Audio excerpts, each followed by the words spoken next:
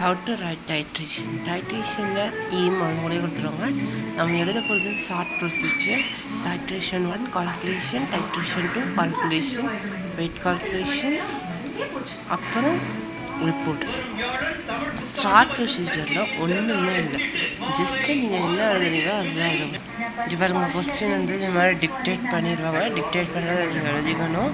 Next contact வந்து பியூலட் solution நடக்கும், எப்போதுமே கேமன் ஆகும். கேமன் ஆஃபர்லாம் இப்படி பண்ணணும்.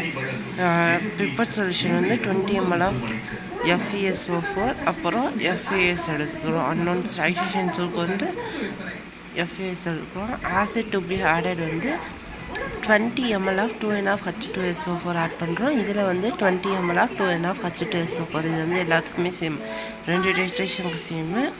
டெம்பரேச்சர் வந்து லேம்ப் டெம்பரேச்சர். இண்டிகேட்டர் வந்து K M N O four self indicator, K M N O four self indicator. Next end point என்ன கடைசியாக நமக்கு கிடைக்கும்னா appearance of permanent pale pink colour, appearance of permanent pale green colour கிடைக்கும். ஈக்குவல் வெயிட் வந்து 392 கிராம்ஸ் வந்து இருக்கும். ஓகேவா? இப்படி தான் எழுதணும். இது வந்து ஒரு மாடல் நோட்டு. இது பார்த்துக்கணும், இதே மாதிரியே எழுதணும்.